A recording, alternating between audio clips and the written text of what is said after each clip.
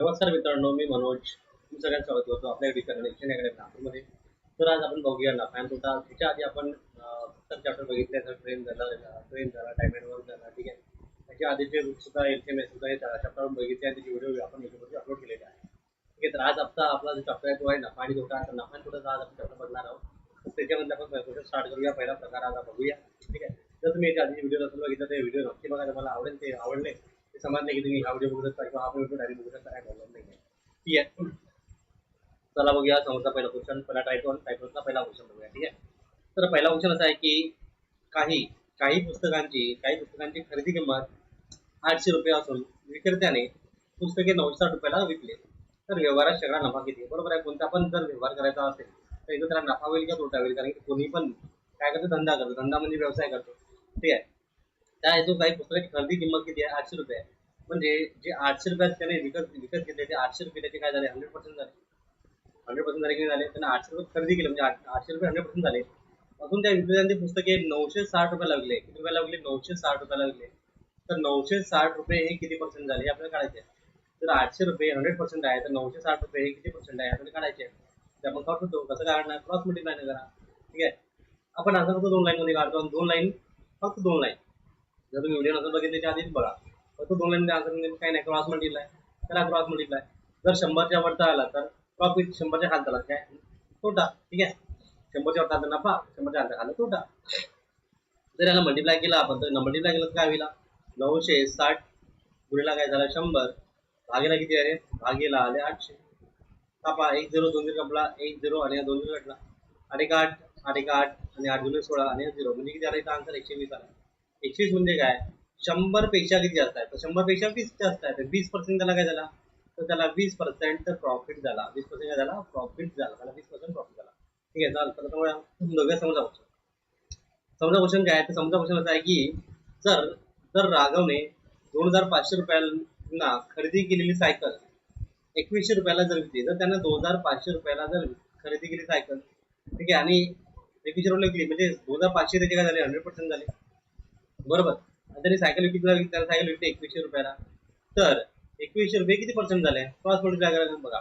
2500 रुपये जर त्याने विकत घेतली आणि 2100 रुपये विकली तर मूर्ख आहे, ठीक आहे ना? मूर्ख आहे ना, कारण की कमी मध्ये विकली म्हणजे तोटा झाला, बरोबर आहे. सायकल दोन्ही झालं, असं काही मॅटर असं.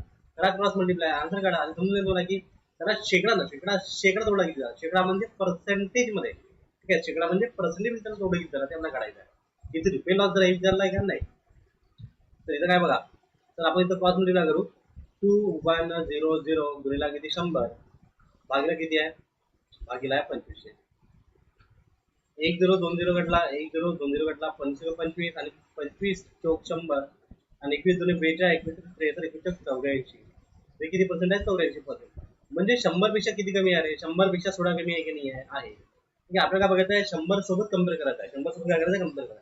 जर 100 असेल तर नफा नाही, तोटाही नाही. तर 100च्या वरचा असेल तर नफा, 100च्या खालचा असेल तर काय? तोटा, ठीक आहे. 100च्या किती खाली आहे? 100च्या खाली आहे 16.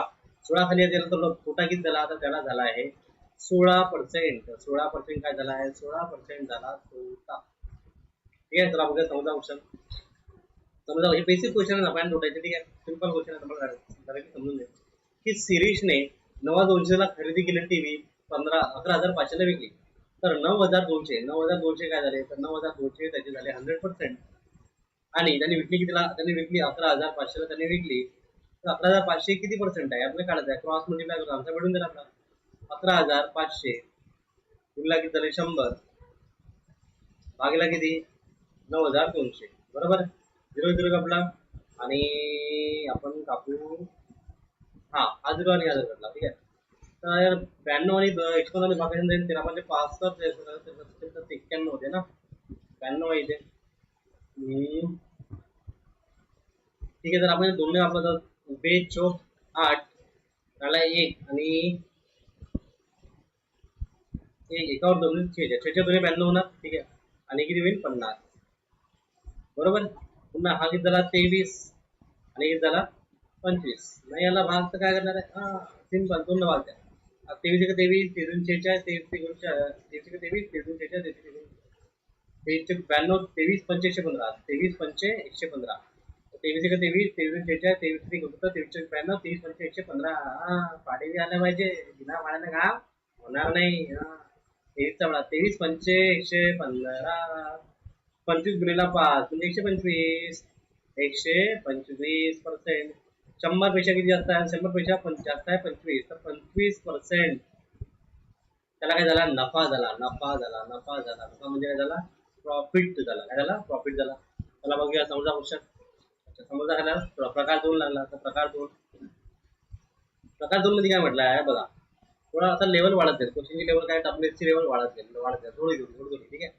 तर इथे काय म्हटलंय की एक पेन 2.5 रुपयांना मिळतो. म्हणजे एक पेन किती रुपयाला? 2.5 रुपयांना मिळतो.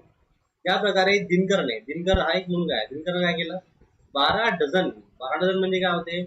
12 डझन म्हणजे होते 12 गुणेला 12. कारण की एका डझन मध्ये किती असते? एक डझन. एक डझन मध्ये किती असते? कोणती पण 12 वस्तू असते. ठीक आहे. तर दिनकरने 12 डझन खरेदी केले. तर 12 म्हणजे किती? दिनकरनं खरेदी केले टोटल 12 गुणिला 12 म्हणजे 144. 144 पेन खरेदी केले.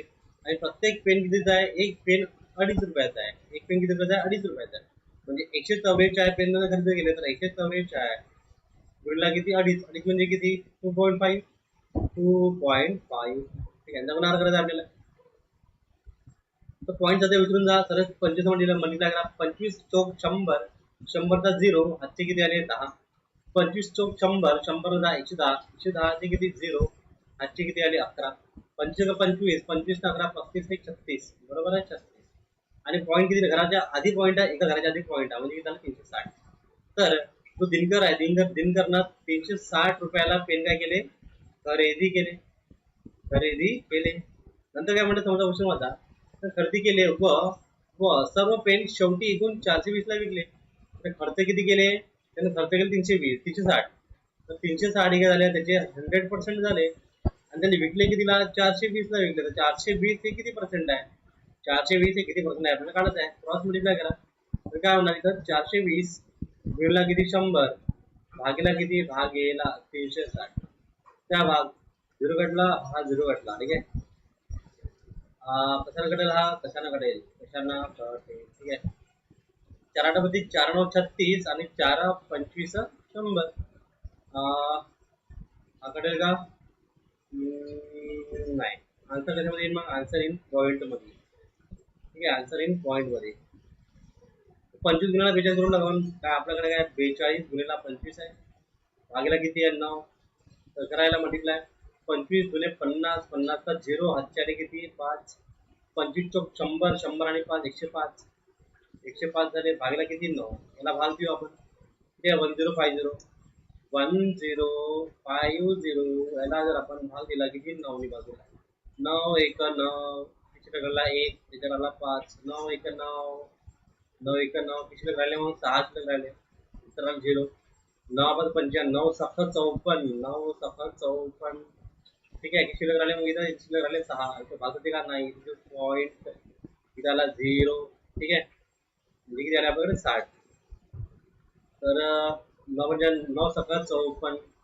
ठीक आहे. 9 7 54 म्हणजे किती शिल्लक राहिले? सॉरी मायनस आहे इथे. शिल्लक पुन्हा 6 हे काय झाले? शिल्लक राहत आहे.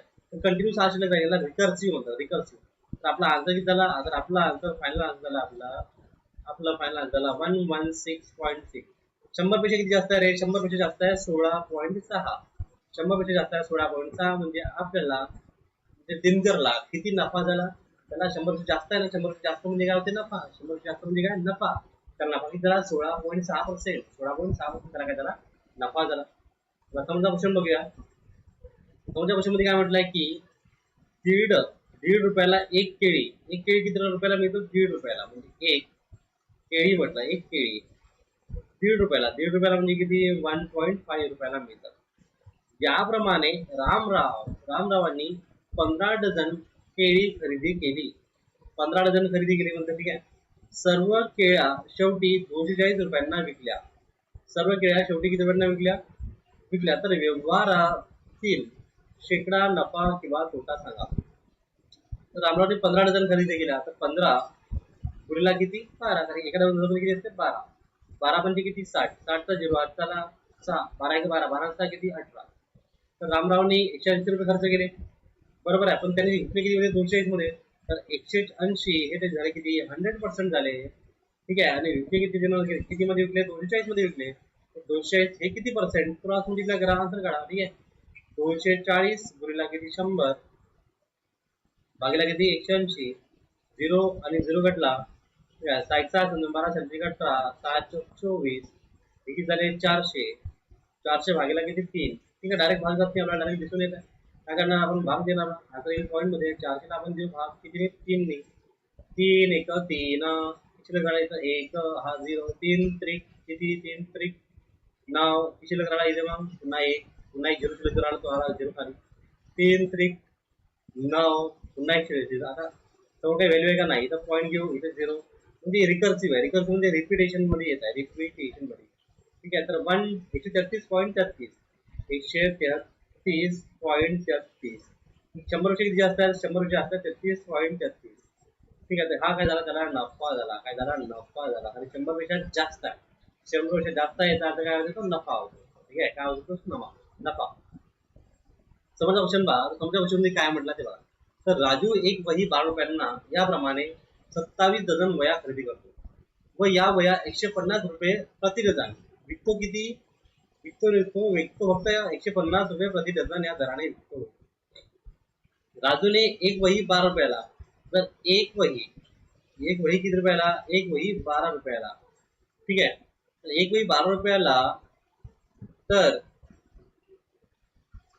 एक वही 12 रुपयाला, तर 12 वही किती होईल, तर 12 वही म्हणजे 144, ठीक आहे. 144 पहिला 12 ने मल्टिप्लाय केला तर 12 आले, याला 12 मल्टिप्लाय समजलं का. एक वही 12 रुपयाला, तर 12 वया किती 144 आला, आणि म्हणजे 1 डझन झाला, 1 डझन. आणि याने काय केलं, शेवटी 1 डझन विकल्या, म्हणजे त्याने 1 डझन वया 144 रुपयाला घेतल्या आणि त्या विकल्या किती 150 मध्ये विकल्या. 144 किती झाले, 100% झाले. तर 150 हे किती ना, 150 हे किती, क्रॉस मल्टिप्लाय करा, काय होणार 150 गुणिला 100 भागिले 144, ठीक आहे. त्याला आपण भाग देऊ, भाग दिला तर आन्सर पॉईंट मध्ये ऑब्वियस आहे, द्यायला भाग दिला बे न भाग देऊ, बे साठी होता बे 4 आणि याला भाग दिले किती झाले 50, पुन्हा याला भाग दिले आपण झाले 25 आणि किती झाले 36, ठीक आहे. पुन्हा याला भाग दिले किती झाले 18 आणि पुन्हा हे किती झाले 4 75, किती झालं आपल्याकडे आता 75 गुणिला 25 भागीला किती 18, भाग जाते का नाही जात, ठीक आहे. तर 25 चौक 100, 25 5 125, 125 चे 5 actually किती 12, आजचे किती आले 12, 25 7 150, 25 7 150, 175, 175 185 180 187, म्हणजे 1875 याला भाग द्यायचा 18 ने, ठीक आहे. तर 1875 याला भाग देऊ आपण किती 18 ने. याला जर आपण 18 भाग दिला तर 18 1 18 18 1 18, ठीक आहे. नंतर इथला 0, नंतर हा 7 जर खाली आला 7 भाग जाते का नाही, तर 0 भाग द्या, नंतर इथे किती आले 5, 18 1 18 18 33 18 54 18 चौक 72 18 चौक 72 क्षेत्राकडे 3 पुन्हा 0, ठीक आहे. इथं घेऊ आपण पॉईंट आणि किती गेलेला 0, 18 1 18 33 म्हणजे 18 1 18 म्हणजे 4.1, 100 पेक्षा किती जास्त आहे, 100 पेक्षा जास्त आहे 4.1, तर त्याला किती झाला 4.1% काय झाला, नफा झाला. 4.1% काय झाला, नफा झाला, ठीक आहे. समजले का तुमचा, व्हेरी गुड. तर आता इथं प्रकार 3 झाला चालू, तर आपण बघूया प्रकार 3. प्रकार 3 चा पहिला क्वेश्चन, की त्या म्हटलं इथे की एका फर्निचर विक्रेत्याने काही फर्निचर रुपये 21,600 मध्ये विकले, त्यामुळे त्याला 20% नफा मिळाला. तर फर्निचरची खरेदी किंमत किती होती. जर त्याने फर्निचर 21,600 मध्ये जर विकले तर त्याला 20% नफा मिळतो. 20% नफा म्हणजे काय होते, 100 पेक्षा 20 रुपये जास्त, म्हणजे हे झाले किती 120% त्याची किंमत झाली. 21,600 का झालं, 21,600 हे त्याची 120% किंमत झाली. तर आपल्याला काय म्हटलंय, तर त्याची खरेदी किंमत, कोणत्याही वस्तूची खरेदी किंमत हे काय असते, कोणत्याही वस्तूची खरेदी किंमत हे 100% असते. काय असते 100% असते. तर 100% म्हणजे किती, ती आपल्याला काढायचं आहे. क्रॉस मल्टिप्लाय करून आपण ते काढू शकतो. ठीक आहे, जरा क्रॉस मल्टिप्लाय आणि आन्सर करा. कसं होणार इथं बघा. तर 21,600 गुणिला 100 भागेला किती, भागेला 120. द्या भाग, भाग द्या. 0 से 0 कटा. ठीक आहे, नंतर साय कसा, साइन 12 आणि हा सायचा साइन 12 सायचा साइन 12 सायंत्रिक 18 सायंत्रिक 18 तुमचं 6 36 आणि 0. ठीक आहे, आणि हा बेगा बे आणि हा 180. ठीक आहे, तर हे किती झाला म्हणजे 180 आणि त्याच्यावर 2 0 18,000. त्याची बेसिक किंमत किंवा खरेदी किंमत ही किती होती, तर त्याची बेसिक किंमत किंवा खरेदी किंमत ही होती 18,000 रुपये होती. ठीक आहे, काटामीटर मध्ये नाही घालून समजते बरोबर बघा. ठीक आहे, करून बघा तुम्ही. समजा बघा, समजा क्वेश्चन मध्ये काय म्हटलं ते बघा, की एका विक्रेत्याने काही पुस्तके 9,700 रुपये ला विकल्यामुळे त्याला 30% नफा झाला. तर 9,750 रुपयाला पुस्तके विकल्यामुळे त्याला 30% नफा झाला. 30% नफा म्हणजे 100% जास्त, म्हणजे काय झालं, 130% झाली ही किंमत. 130%. आणि आपल्या काळात काय, पुस्तकाची मूळ किंमत काढायची. पुस्तकाची मूळ किंमत म्हणजे काय, आपल्या काळात 100%. काय काढायचं आपल्याला, 100% काढायचं. 100% साठी आपण करू क्रॉस मल्टिप्लाय. ठीक आहे, बघा पर्सेंटच्या खाली मी पर्सेंट लिहित आहे, बरोबर आहे, आणि हे किंमत आहे आणि ह्या किमतीच्या खाली आपल्याला दुसरी किंमत काढायची म्हणजे इथं क्वेश्चन मार्क. ठीक आहे, तर क्रॉस मल्टिप्लाय. तर 9,750 गुणिला किती 100 भागेला किती, भागेला 130.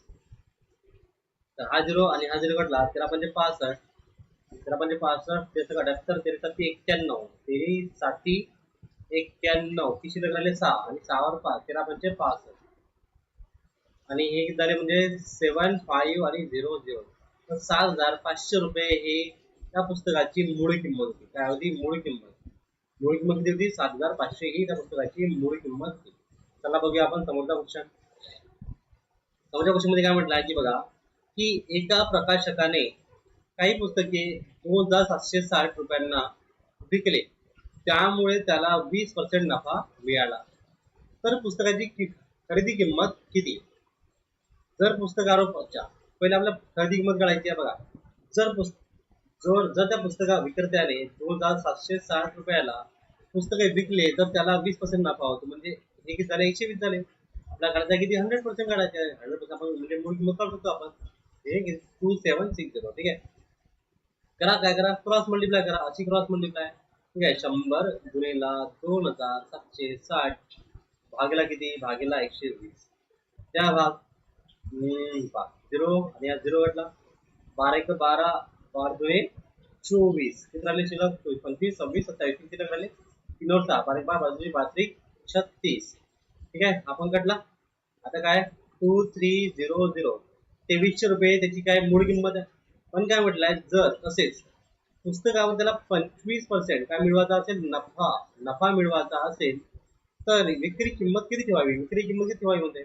तर 2300 वर त्याला जर 25% नफा पाहिजे, तर त्याला 125% विकावं लागेल, भागीला 100. 0 0 घटले आणि 0 0 घटले. म्हणा आता फाडा. 23 23 23 46 23 93 23 पंचे 115 115 चे 5 चारले किती 11. 23 23 23 46 46 46 आणि 56 57 57 किती 7 8 किती 5. 23 23 23 आणि 5 किती 28. तर 2,875 एका झाल्या पुस्तकाची किंमत. तेव्हा 20 जेव्हा त्याला 25% नफा मिळवायचा असेल तेव्हा त्याची किंमत द्यायला पाहिजे 2,875 रुपये किंमत असायला पाहिजे. ठीक आहे, कळलं इथे बघा. चला चौथा क्वेश्चन बघूया. चौथा क्वेश्चन काय म्हटलंय की बघा, एका घड्याळाची विक्री किंमत किती आहे, 10,800 आहे. एका घड्याळाची विक्री किंमत 10,800 रुपये आहे. यामुळे दुकानदारास 25% तोटा होतो. 25% तोटा म्हणजे काय, त्याला नुकसान होत आहे. 100 रुपये मधून काय करायला आपल्याला मायनस करावं लागेल.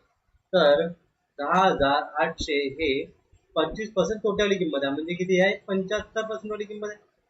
तर घड्याळाची खरेदी काय म्हटलं, खरेदी किंमत किती राहणार आहे, 100%. खरेदी किंमत किती, तर 100%. त्याला क्रॉस मल्टिप्लाय.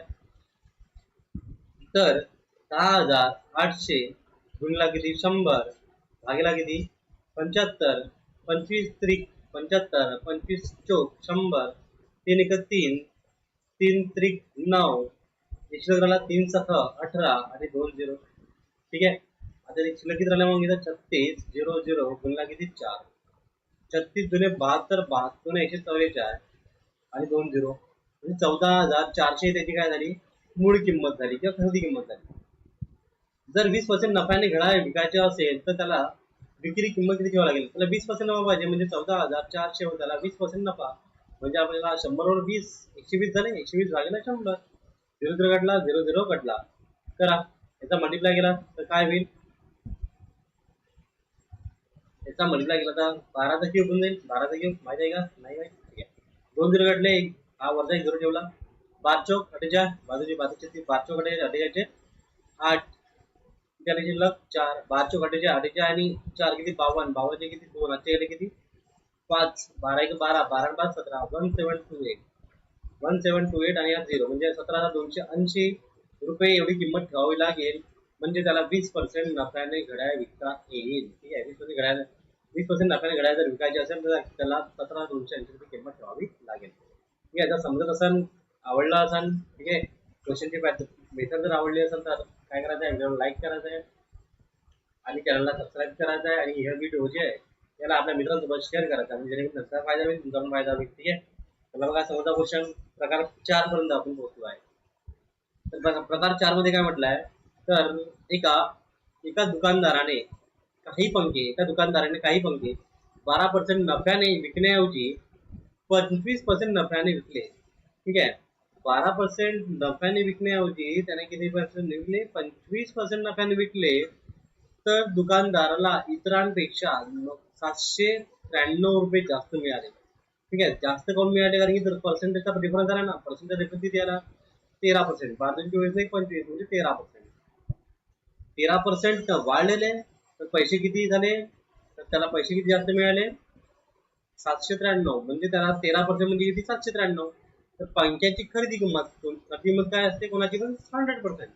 तर खरेदी किंमत म्हणजे 100% म्हणजे किती. ठीक आहे करा क्रॉस मल्टिप्लाय. जर आपण क्रॉस मल्टिप्लाय केलं 100 गुणिला 793 भागिला 13 13 का 13 त्रिके दुसरं बी तरी 13 5 13 5 78 एक शिल्लक राहिला एकावर 3 13 का 13 म्हणजे 6 1 आणि 0 0 6100. त्याच्या पंख्याची खरेदी किंमत किती होती त्याच्या पंख्याची खरेदी किंमत 6100 होती. चला बघूया समजा क्वेश्चन. एका दुकानदाराने कपाटाच्या विक्रीवर 20% नफा मिळवण्याऐवजी 28% नफा मिळवल्यामुळे 28% नफा म्हणजे 20% मिळाला आता गोष्ट वेगळी होती. त्याला भेटला किती 28% म्हणजे किती पर्सेंट वाढला 8% वाढला. 8% वाढला तर त्याला जास्त किती रुपये मिळाले तर त्याला मिळाले जास्त 1360 रुपये त्याला जास्त मिळाले. तर कपाटाची खरेदी किंमत सांगा. तर कपाटाची खरेदी किंमत काय राहील 100%. कपाटाची खरेदी किंमत राहील 100%. ठीक आहे क्रॉस मल्टिप्लाय करा. क्रॉस मल्टिप्लाय केलं तर काय होईल 100 गुणिला 1360 भागिला किती 8 8 एक 8 8 एक 8 किती शिल्लक राहिले इथे मग 5 5वर 6 8 म्हणजे 8 म्हणजे 8 7 56 8 7 56 आणि 0 म्हणजे 170 आणि हा 0 0 एकदम 17,000 त्याची काय होती खरेदी किंमत. खरेदी किंमत किती होती तर कपड्याची खरेदी किंमत होती 17,000 रुपये. कपाटाची खरेदी किंमत होती. तर आपण समजता क्वेश्चन. समजा क्वेश्चन मध्ये काय म्हटलं आहे तर एक पुस्तक विक्रेता पुस्तकाच्या विक्रीवर 23% नफा मिळवण्याऐवजी फक्त 14% नफा कमवितो. तर 23% नफा मिळवण्याऐवजी तो किती मिळवतो 14%. ठीक आहे किती डिफरन्स झाला याच्यामध्ये 14 आणि 6 20 आणि 3 म्हणजे 9% डिफरन्स झाला. बरोबर आहे 9% डिफरन्स झाला. त्यामुळे त्याला इतर दुकानदारापेक्षा 1890 रुपये काय मिळते कमी मिळते. काय म्हणते कमी मिळते. तर पुस्तकाची खरेदी किंमत किती खरेदी किंमत काय असते कधी पण किती असते कमेंट करा. 100% असते. 100% किती 100% किती क्रॉस मल्टिप्लाय करा. क्रॉस मल्टिप्लाय केला तर 100 गुणिला 1890 भागिला किती 9 9 1 9 9 2 18 9 1 9 आणि 0 210 आणि 0 0 म्हणजे 21,000 रुपये त्या काय होती कशाची किंमत होती? पुस्तक विक्रेता पुस्तकांची खरेदी किंमत किती होती? 21,000 रुपये पुस्तकांची खरेदी किंमत होती. ठीक आहे. आता क्वेश्चन बघूया की एक विक्रेता 15% नफ्याने घड्याळ विकण्याऐवजी 22% नफ्याने घड्याळ विकतो. 22% नफ्याने घड्याळ विकतो. त्यामुळे त्याला इतरांपेक्षा 112 रुपये जास्त मिळतात. ठीक आहे. तर 15% नफ्याने विकण्याऐवजी तो 22% नफ्याने विकतो. ठीक आहे. त्यामुळे त्याला इतरांपेक्षा 112 इथे किती पर्सेंट डिफरन्स येतात? पर्सेंट डिफरन्स येतात 7%. 7% डिफरन्स हा किती रुपयाच्या बरोबर आहे? 112 रुपयांच्या बरोबर आहे. 112 रुपयांच्या बरोबर आहे. तर 100% म्हणजे किती? 100% म्हणजे आपल्याला खरेदी किंमत भेटून जाईल. बरोबर आहे. करा क्रॉस मल्टिप्लाय. 112 गुणिला 100 भागीला किती? 7. 7 1 7 7 1 7 किती करायला येते मग? 4 7 बेचाळ. ठीक आहे. आता 1600 रुपये झाल्याची खरेदी किंमत झाली. आणि तर त्या विक्रेत्याची 22% नफ्याने विक्री करताना विक्री किंमत किती? तर त्याला जर 22% जास्त पाहिजे, जर त्याला 22% जास्त पाहिजे तर 22% वाढवा. तर 1,600 वर 22% वाढवा म्हणजे किती? 122 भागीला किती? 100. 0 0 कॅन्सल, 0 0 कॅन्सल. करा यांचा मल्टिप्लाय. 16 32 32 चे 2 8 3 14 32 32 33 34 35 35 चे 5 8 3 16 16 16 3 19 म्हणजे 1,952 रुपये त्यांना काय करावं लागेल? त्या वस्तूची किंमत ठेवावी लागेल. तर प्रकार 5 आपण आता हे बघू नेक्स्ट व्हिडिओमध्ये. तर व्हिडिओमध्ये तुम्हाला जर व्हिडिओ आवडला असेल तर व्हिडिओला लाईक करा, चॅनलला सबस्क्राईब करा, आपला व्हिडिओ हा तुमच्या मित्रांसोबत शेअर करा, म्हणजे त्यांना पण समजेल, त्यांचं काही भलं होईल. ठीक आहे. त्यांना मॅथ्स समजेल. आता समोर काय पोलीस भरतीची एक्झाम्स आहे. धन्यवाद.